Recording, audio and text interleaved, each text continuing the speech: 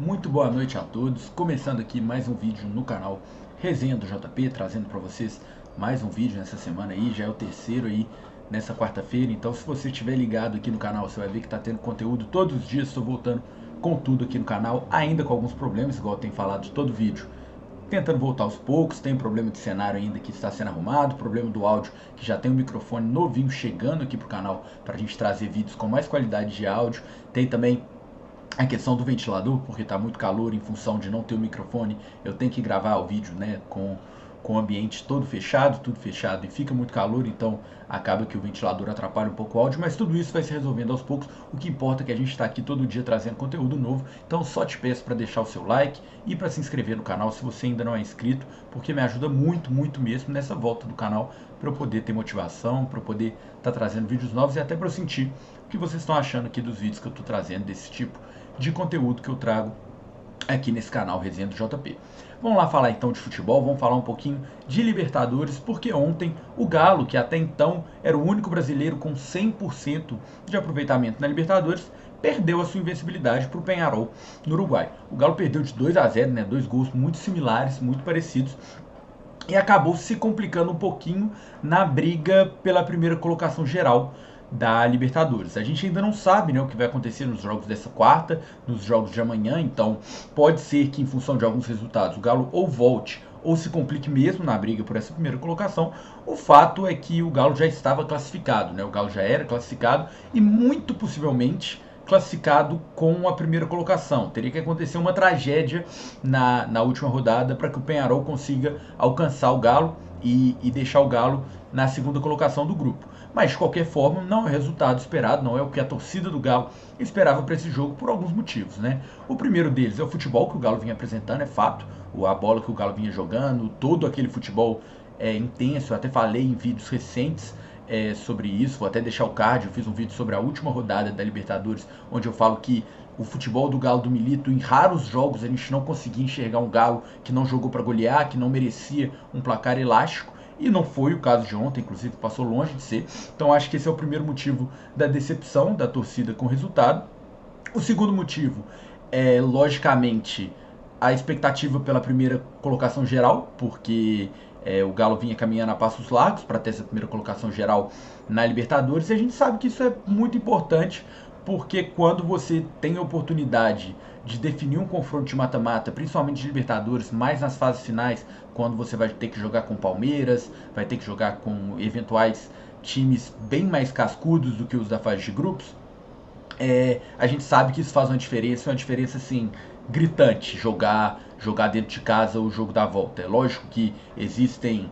algumas pessoas que discordam, pessoas que imaginam que abrir o jogo jogando em casa para garantir seu resultado no jogo da ida é melhor. Eu discordo completamente. Para mim, definir em casa é crucial, ainda mais para um time como esse do Galo, que tem a força da torcida, tem um estádio novinho aí em Folha, que a torcida tem lotado, tem frequentado, tem dado show, então perder isso acaba sendo uma decepção para a torcida, mas eu acho que a maior decepção mesmo é da derrota no jogo de ontem, que óbvio não é uma derrota que muda tudo, uma derrota para criar uma catástrofe, muito longe disso, mas a decepção maior é porque a torcida sabe que o time do Galo é muito superior ao time do Peñarol e não conseguiu demonstrar isso na noite de ontem. Eu vou falar um pouquinho do jogo. O Peñarol é um time que foi claramente com uma proposta defensiva. O Aguirre é um técnico com essas características, é um cara que tem esse estilo de jogo. A gente já viu o Aguirre em diversos times do Brasil, inclusive no próprio Galo, e a gente sabe como ele joga, sabe o estilo dos times dele. O Peñarol é um time bem aguerrido, um time que também tem essa característica. E naturalmente, jogando contra um time que joga um futebol completamente ofensivo, todo mundo sabe como os times do Milito jogam futebol, como eles desempenham seu futebol, como o Galo gosta de jogar futebol. E natural que o Peñarol, ainda mais Diego Aguirre, fosse entrar da maneira que entrou. O Galo conseguiu até ter a posse de bola, era natural que isso acontecesse, mas não conseguiu transformar naquela posse de bola efetiva, onde as oportunidades de gol aparecem com naturalidade, como o Galo tem feito. Também pela falta de alguns jogadores como o Scarpa, por exemplo, que não foi para jogo ontem. Isso naturalmente faz falta. Entra o Igor Gomes, que já não vem numa sequência boa e que vem atrapalhando muito o meio campo e essa criação do time do Galo. Quando entra, ele não está numa fase boa. O Igor Gomes, naturalmente, isso aconteceu, mas eu acho que a tônica, né, do jogo de ontem, o que mais marcou foi desatenção mesmo do time do Galo. O Peñarol entrou para jogar uma final, um jogo que valia praticamente a classificação, um jogo com um peso gigantesco pro time do Peñarol. A torcida lotou o estádio, a torcida uruguaia fanática de um time 5 vezes campeão de Libertadores, extremamente tradicional. Então tudo isso pesou muito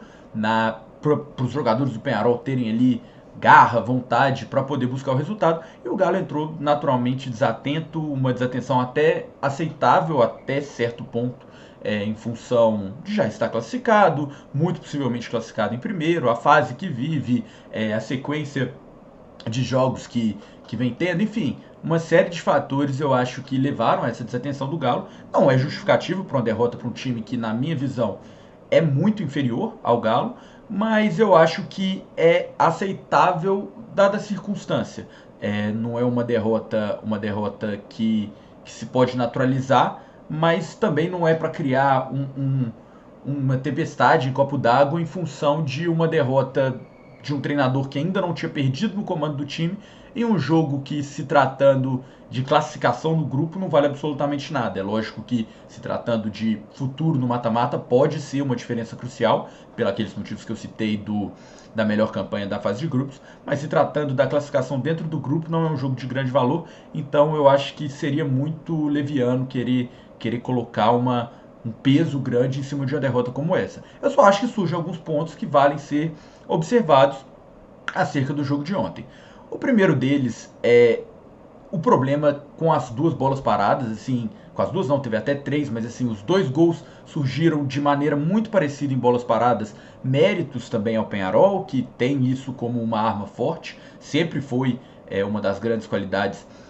do time do Peñarol nessa temporada, mas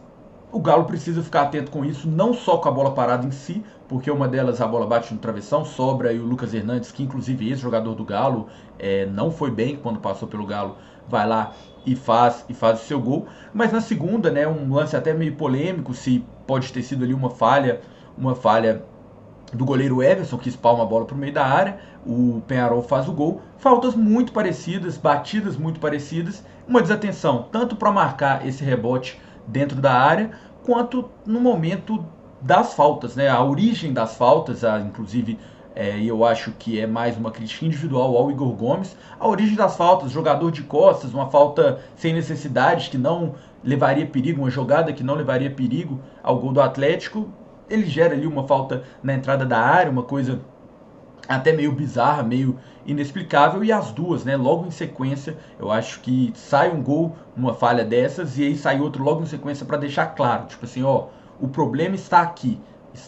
o que aconteceu de errado no jogo de ontem, fica claro que é isso aqui, lógico, o ataque foi inoperante, o meio campo do Galo não conseguiu criar jogadas como vinha criando, mas eu acho que esses 2 gols de maneira igual, logo em sequência, foram para mostrar, assim, jogar na cara e falar, existem essas coisas erradas, isso precisa ser corrigido, e eu acho que pode ser até interessante para o Galo, por ser um jogo que não tinha tanto valor, igual eu falei, existe um valor que pode ser pesado no futuro da Libertadores, mas para um jogo que não tinha tanto valor assim, pode ser até interessante que essas coisas aconteçam para o Milito tentar encontrar soluções.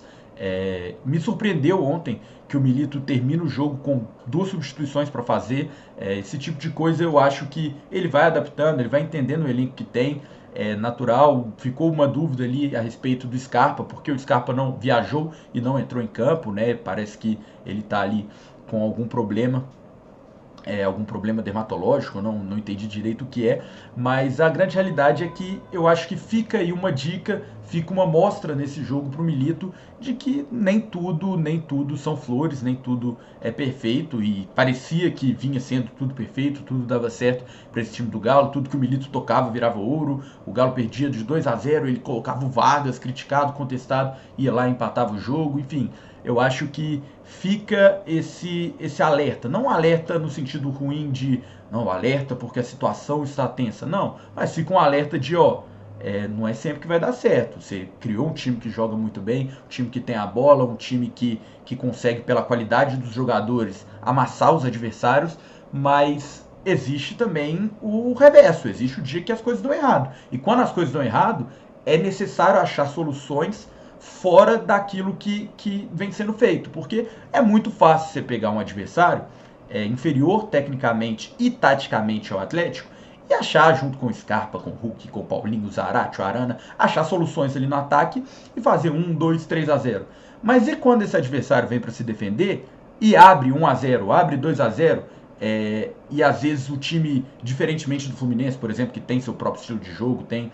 sua identificação ali do Fernando Diniz, mas às vezes um time igual o Peñarol, que vai estar só ali para se defender, fechado, batendo, fazendo faltas, fazendo cera, catimbando, e é cara de Libertadores isso acontece muito. Qual vai ser a solução? E fica o alerta, que eu acho que existe solução, até pela qualidade do time do Galo, mas fica ligado esse alerta. É necessário encontrar essas soluções para esse tipo de jogo. Igual eu falei no início do vídeo, não tem nada para se criar uma tempestade, nada para se criar um problema, mas é uma derrota que mostra algumas coisas, que deixa alguns sinais e que eu acho importante que o Milito olhe para isso e conserte isso. E eu acho que vai ser feito. O Galo vem numa sequência muito boa, é a primeira derrota do Milito como treinador do Galo, o Galo já classificado na Libertadores, agora é virar a chave natural para o Brasileirão, porque apesar de estar invencível no Brasileirão, né, o Galo ainda não foi derrotado, o Galo não tem uma campanha primordial em termos de pontos, né, tem até em termos de jogos, fez excelentes jogos, mas em termos de pontos não, porque empatou muitos dos jogos, empatou com o Criciúma, empatou com o Corinthians, empatou com o Fluminense, então em função disso tem 9 pontos, está atrás de alguns times ainda, mas nada que uma vitória não coloque o Galo novamente lá em cima. Tem um jogo a menos também contra o Grêmio, então eu acho que a questão é essa, é virar a chave, continuar trabalhando, porque não tem nada de errado, não tem nada de muito diferente, é uma derrota, coisa que acontece dentro do Uruguai, estádio lotado, Peñarol, Libertadores, essas coisas pesam, lógico, ao se jogar uma Libertadores, e o Galo segue aí com um time muito forte, mas que liga o alerta, que fique a mensagem de que o time do Galo não é perfeito e o jogo do Milito não é perfeito. Não estou falando que não seja o jogo ideal para o Galo, que não seja um jogo que pode fazer do Galo campeão, mas